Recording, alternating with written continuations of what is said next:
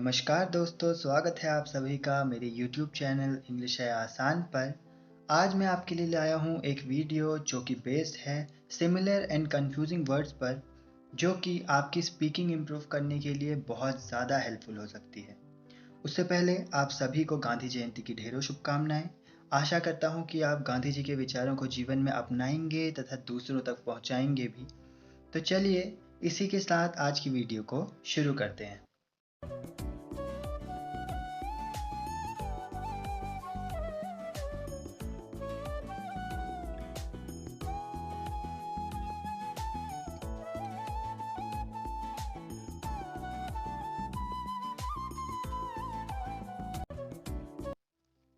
तो पहला जो यहाँ पर हम लोग देखेंगे, पहला वर्ड है मॉरल और दूसरा वर्ड है मोराल।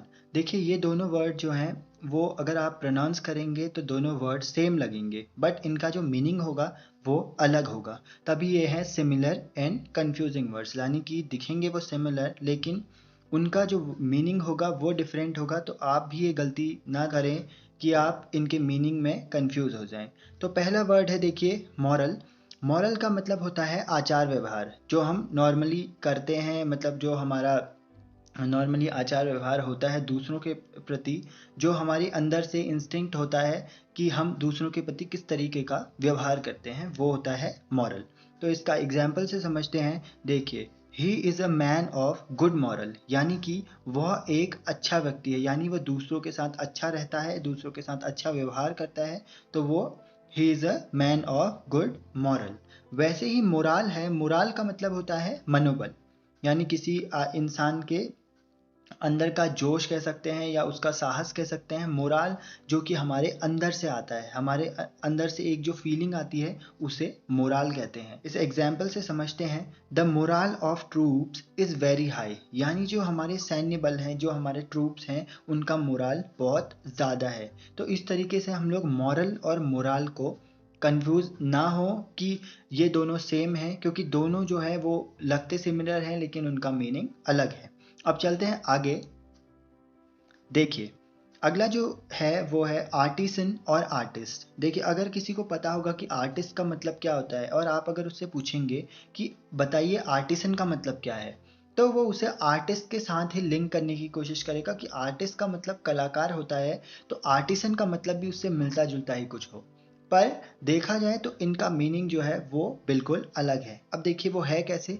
आर्टिसन का मतलब होता है कारीगर, शिल्पकार या दस्तकार, जो किसी चीज़ में निपुण होता है। जैसे जो कारीगर होता है, यानी वो किसी भी चीज़ का हो सकता है, वो कारपेंटर हो सकता है, वो पत्थरों को स्कल्प्टर हो सकता है, वो पेंटर हो सकता है, वो कुछ भी हो सकता है। तो इस तरीके से जो एक आर्टिसन होता है वो एक कारीगर होता है, एक तरीके का कारीगर होता है। तो इस एग्जाम्पल से समझते हैं कि this carpenter is a good artisan, यानी जो ये कारपेंटर है वो एक अच्छा कारीगर है। तो आर्टिसन का मतलब जो होता है वो कारीगर होता है। वैसे ही अब अगला वर्ड है आर्टिस्ट। देखिए, आर्टिस्ट का मतलब होता है कलाकार। कलाकार मतलब किसी कला से रिलेटेड, जो कुछ, जैसे कलाकार कोई भी हो सकता है, जैसे जो अच्छा गाना गाता है, जो अच्छा डांस करता है, जो अच्छी एक्टिंग करता है। तो इस तरीके से हम कलाकार को डिफाइन करते हैं कि वो एक अच्छा आर्टिस्ट है। तो इसे भी एग्जाम्पल से समझते हैं कि Pankaj Tripathi is very fine artist of Bollywood, यानी कि पंकज त्रिपाठी जो हैं वो बॉलीवुड के एक बहुत ही बेहतरीन कलाकार हैं, यानी कि वो अपनी एक्टिंग की वजह से बहुत ज़्यादा जाने जाते हैं। आप भी जानते होंगे पंकज त्रिपाठी जी को, उन्होंने मिर्ज़ापुर में बहुत अच्छा काम किया था। तो जो पंकज त्रिपाठी हैं वो बॉलीवुड के एक बहुत ही बेहतरीन कलाकार हैं। तो इस तरीके से आर्टिसन और आर्टिस्ट जो हैं वो लगते सिमिलर हैं लेकिन उनका जो मीनिंग है वो बिल्कुल अलग है। अब देखिए आगे है थर्ड, इफ़ और वेदर। इफ़ का जो मतलब होता है वो होता है शर्त सूचक, यानी किसी उसमें कोई शर्त होगी, कोई कंडीशन दी होगी कि अगर ऐसी चीज़ होगी, ये शर्त पूरी होगी, तभी कुछ चीज़ आगे होगी। जैसे एग्जाम्पल है, if you work hard you will pass, यानी अगर आप मेहनत करेंगे, कड़ी मेहनत करेंगे, तभी आप पास हो पाएंगे। तो यहाँ पर क्या दे दिया, एक शर्त दे दी गई कि अगर आप मेहनत करेंगे तभी आप पास हो पाएंगे। तो इफ़ का जो यूज़ होता है वो इस तरीके से किसी शर्त के ऊपर बेस्ड होता है कि कोई चीज़ अगर होगी तभी दूसरी चीज़ उससे जुड़ी जो है वो होगी। वैसे ही अगला जो वेदर है वो होता है विकल्प सूचक, यानी उसमें कोई विकल्प दिया होगा। विकल्प मतलब कोई चॉइस दी होगी कोई आपको ऑप्शन दिया होगा। जैसे एग्जाम्पल है, she asked me whether I intended to go to the cinema, यानी कि वहां पर एक विकल्प दे दिया गया कि क्या मैं सिनेमा जाना चाहूंगा या नहीं। तो इस तरीके से इफ और वेदर में ये डिफरेंस होता है। अब अगला है ऑडियंस और स्पेक्टेटर्स। ये जो है ये बहुत ज़्यादा कन्फ्यूजन क्रिएट करता है लोगों में कि ऑडियंस और स्पेक्टेटर्स को बहुत सारे लोग एक ही चीज़ समझते हैं कि एक ही चीज़ है, पर ऑडियंस और स्पेक्टेटर दोनों अलग अलग चीज़ें हैं। वो हैं कैसे? क्योंकि ऑडियंस का मतलब होता है श्रोताओं का समूह। जब हम किसी स्पीकर को या किसी कोई आगे से डाइस पे बोल रहा है या कहीं पे भी स्टेज पे बोल रहा है और हम उसे सुन रहे हैं, बस सुन ही रहे हैं, तब हम लोग बोलेंगे कि ये लोग जो हम हैं वो ऑडियंस हैं। यानी कि जब हम लोग केवल सुनेंगे तो उस टाइम पे हम ऑडियंस होंगे। जैसे एग्जाम्पल है, the speaker board the audience with his long speech, यानी जो स्पीकर था उसने अपनी बोरिंग स्पीच से जो ऑडियंस जो उसे सुन रही थी उसे बोर कर दिया। यानी ऑडियंस हमेशा कहाँ पर यूज होगा? जब हम लोग बात करेंगे सुनने की, यानी अगर कोई किसी चीज को सुन रहा है तो वो उसकी ऑडियंस है। वैसे ही स्पेक्टेटर मतलब होता है, स्पेक्टेटर दर्शकों का समूह। उसमें हम लोग देख भी सकते हैं और सुन भी सकते हैं। जैसे क्रिकेट मैच होता है, फुटबॉल मैच होता है, या कबड्डी का मैच हो रहा है, या कोई भी ऐसा मैच हो रहा है, या कोई भी ऐसी चीज हो रही है जहां पर हम लोग देख रहे हैं उनको लाइव, मतलब अपने सामने, कि वो सब चीज़, सारी हरकतें, सारा गेम या जो भी वो करने के लिए वहाँ पर फील्ड पे हैं, उस चीज़ को हम देख रहे हैं, तो हम लोग स्पेक्टेटर्स हैं, यानी दर्शकों का समूह है।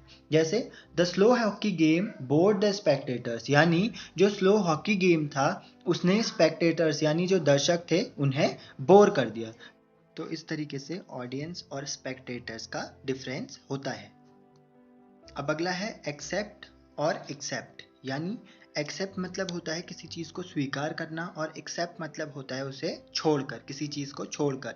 अब देखिए, जैसे एग्जाम्पल है, he accepted my advice in this matter, यानी उसने मेरी सलाह को स्वीकार करा इस मसले पर। यानी आपने किसी को सलाह दी और उसने वो चीज़ स्वीकार कर ली, तो वहाँ पर एक्सेप्ट का यूज आएगा। अब अगला है एक्सेप्ट। एक्सेप्ट मतलब होता है इसे छोड़कर, यानी किसी चीज़ को छोड़कर। जैसे the entire student except the monitors were punished, यानी सभी स्टूडेंट को पनिश्ड किया गया केवल मॉनिटर्स को छोड़कर। तो एक्सेप्ट और एक्सेप्ट में इस तरीके से डिफरेंस होता है। अब उसके बाद अगला है एडमिट और कन्फेस। यानी एडमिट करना होता है सत्य के रूप में स्वीकार करना। अगर हम किसी भी चीज़ को, हमारी गलती है और हमने सत्य के रूप में बोल दिया कि हाँ मेरी गलती थी, या किसी और ने एक्सेप्ट कर लिया कि हाँ यहाँ पर मेरी गलती थी, जिस तरीके से मतलब हम लोग किसी भी चीज़ को सत्य के रूप में स्वीकार करेंगे, तो वहाँ पर जो वर्ड यूज होगा वो होगा एडमिट, यानी हमने किसी चीज़ को एडमिट कर दिया। जैसे एग्जाम्पल है, I admit that you are intelligent then me, यानी मैंने स्वीकार किया सत्य के रूप में कि तुम मुझसे ज़्यादा होशियार हो, यानी कि मैंने स्वीकार कर लिया कि तुम मुझसे ज़्यादा इंटेलिजेंट हो। तो इस तरीके से कभी भी हम लोग सत्य के रूप में, जहाँ पर आएगा कि आपने सत्य के रूप में किसी भी चीज़ को स्वीकार करा होगा, तो वहाँ पर आएगा एडमिट। अब वैसे ही कन्फेस है। कन्फेस मतलब होता है गलती स्वीकार करना, लेकिन एडमिट और कन्फेस में बहुत ज़्यादा लोग कंफ्यूज करते हैं कि एडमिट और कन्फेस एक ही चीज़ है, पर होती दोनों अलग चीज़ें हैं। कन्फेस का मतलब होता है गलती स्वीकार करना, कि जैसे आपकी गलती थी और आपने मान लिया कि हाँ यहाँ पर मेरी गलती थी, तो आपने कन्फेस कर लिया। जैसे हम बोलते हैं कि जैसे किसी भी क्रिमिनल का होता है या कोई भी कुछ चीज़ कमिट करता है, तो उस पर उसका कन्फेशन लेटर मांगा जाता है कि इसने कन्फेशन, वो पुलिस के सामने देता है कि हाँ मुझसे ये गलती हुई और मैंने ये चीज़ की, यानी वो अपनी गलती को स्वीकार कर लेता है। तो इस तरीके से कन्फेशन होता है। वैसे एग्जाम्पल है, he confessed his guilt before the जज, यानी कि उसने अपनी गलती न्यायाधीश के सामने या जज के सामने स्वीकार कर ली। तो इस तरीके से एडमिट और कन्फेस का यूज होता है। अगला है कपल और पेयर। देखिए कपल और पेयर में बहुत ज़्यादा मतलब कन्फ्यूज़न हो, इसमें भी बहुत ज़्यादा कन्फ्यूज़न होता है। कपल और पेयर को हम लोग एक जैसा ही सोचते हैं, लेकिन होता अलग है। जैसे कपल का मतलब होता है जोड़ा।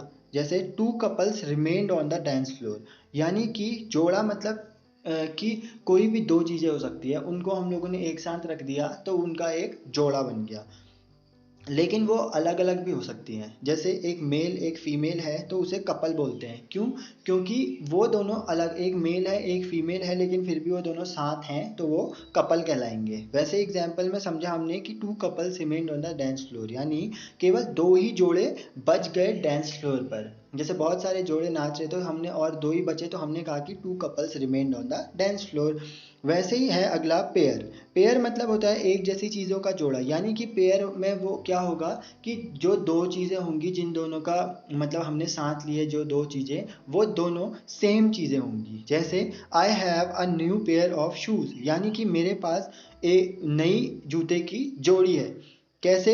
अब देखिए हमने न्यू पेयर ऑफ शूज़ बोला, अब शूज़ आप एक अलग और दूसरा अलग थोड़ा ना लेंगे, एक ब्लैक एक वाइट या एक ब्लू एक रेड इस तरीके से नहीं लेंगे, बल्कि आप शूज़ अगर लेंगे तो दोनों ब्लैक होंगे, मतलब कि ये बात है कि दोनों सिमिलर होंगे। तो इस तरीके से कपल और पेयर का डिफरेंस होता है।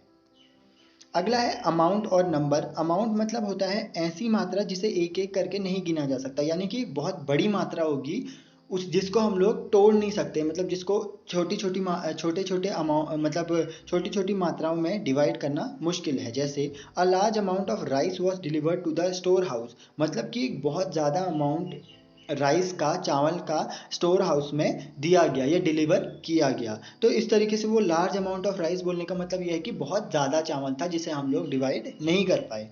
तो इस तरीके से जहाँ पर भी कोई भी चीज़ होगी जिसे हम एक एक करके नहीं गिन सकते तो वहाँ पर अमाउंट का यूज़ होगा। अब अगला है देखिए नंबर, जिस ऐसी मात्रा जिसे एक एक करके गिना जा सकता है। यहाँ पर होगा आपका ये ना गलत हो गया, यहाँ पर जा होगा, तो गिना जा सकता है। तो इस तरीके से कोई भी नंबर हम लोग कैसा होता है कि नंबर जैसे 1 2 3 4 5 6 7 8 इस तरीके से नंबर्स को हम लोग काउंट कर सकते हैं। लेकिन अमाउंट जो होता है वो अनकाउंटेबल होता है। सिंपल ये है कि अमाउंट अनकाउंटेबल होता है और नंबर्स जो होते हैं वो काउंटेबल होते हैं। जैसे a large number of rice bags were delivered, यानी कि a large number of rice bags मतलब राइस के बैग जितने भी थे हम लोग उसका नंबर याद कर सकते हैं। जैसे हमने 100 बैग डिलीवर करे या हमने 50 बैग डिलीवर करे, तो इस तरीके से large number of rice bag भी होंगे तो हम लोग उनको गिन सकते हैं। यानी large number of rice bags मतलब बहुत ज़्यादा राइस बैग्स थे लेकिन हम उन्हें गिन पाए। तो इस तरीके से अमाउंट ऐसी मात्रा होगी जिसे हम गिन नहीं सकते और नंबर ऐसी क्वांटिटी होगी जिसे हम गिन सकते हैं। अब देखिए अगला है डिस्पाइस और डिटेस्ट। अब डिस्पाइस मतलब होता है घृणा करना, किसी चीज़ को से मतलब नफरत करना या किसी चीज़ से घृणा करना। जैसे the rich despise the poor, यानी जो अमीर लोग होते हैं वो गरीबों से घृणा करते हैं। कि मतलब घृणा करने का मतलब ये है कि उनको पसंद नहीं करते, उनके साथ नहीं रहते हैं, यानी और अगर वो उनके आसपास भी आए तो वो लोग उन्हें नहीं रहने देते हैं। दूसरा है डिटेस्ट। डिटेस्ट मतलब होता है पसंद ना करना। अब देखिए घृणा करने में और पसंद ना करने में बहुत ज़्यादा अंतर है। घृणा तब करता है इंसान जब वो मतलब जब घृणा करता है तो दूसरे व्यक्ति के सामने मतलब वो उसके सामने जाना भी पसंद नहीं करता, उसके साथ रहना भी नहीं पसंद करता, मतलब एक तरीके से वो नफरत करता है। और पसंद ना करना मतलब आप किसी चीज़ को पसंद नहीं करते लेकिन अगर आपके सामने आपका कोई दोस्त है आप या कोई भी व्यक्ति है आप उसे पसंद नहीं करते, लेकिन अगर वो आपके सामने आ जाए तो आप उससे बोलेंगे, ना कि ये करेंगे कि आप उससे मुंह फेर के या उससे मतलब नफरत नहीं करेंगे, वहाँ पर पसंद ना करते हुए भी आप उससे बोलेंगे। तो इस तरीके से डिटेस्ट और डिस्पाइस का अंतर होता है कि जैसे एग्जाम्पल है आई डिटेस्ट हॉट वेदर, यानी मुझे मतलब गर्मियों का समय पसंद नहीं है, यानी हॉट वेदर जो है मुझे पसंद नहीं है। तो इस तरीके से डिस्पाइस और डिटेस्ट का डिफरेंस होता है। अब देखिए सीज। सीज मतलब होता है बंद करना, जैसे कोई चीज़ समाप्त हो गई या किसी चीज़ को बंद कर दिया गया तो उसे कहते हैं सीज। जैसे at last the war ceased, यानी आखिरकार जो युद्ध था वो समाप्त हो गया। तो बंद करना या समाप्त करना जहाँ पर होगा वो होगा सीज। वैसे ही है सीज। सीज मतलब होता है बरामद करना। जैसे आप लोग कभी देखते होंगे कि चालान होता है रास्ते पर आपका, जो पुलिस करती है ट्रैफिक पुलिस करती है, तो वो लोग कभी कभी क्या करते हैं कि हमारी गाड़ी जब्त कर लेते हैं। कि उसको हम क्या उस टाइम क्या बोलते हैं कि हमारी गाड़ी सीज हो गई। सीज होने का मतलब है बरामद करना या जब्त करना। तो इसका एग्जाम्पल है the police seize the stolen articles, यानी जो चुराए हुए आर्टिकल्स थे उसे पुलिस ने जब्त कर लिया। तो इस तरीके से सीज और सीज का डिफरेंस होता है। तो ये थी आज की वीडियो जिसमें हम लोगों ने पढ़े कुछ ऐसे वर्ड्स जो कि होते हैं सिमिलर, जो लगते सिमिलर हैं लेकिन होते कंफ्यूजिंग हैं, मतलब कि वो होंगे सिमिलर, आपको लगेंगे कि हाँ इनका मतलब सेम हो सकता है, लेकिन उनका मतलब अलग होता है। तो होप आप लोगों को ये वीडियो पसंद आई होगी, आपने इस वीडियो से बहुत कुछ सीखा होगा। Thanks for watching this video, please like share and subscribe. और अगर आपकी कोई भी क्वेरी होती है या कोई भी क्वेश्चन होता है तो आप कमेंट बॉक्स में कमेंट कर सकते हैं।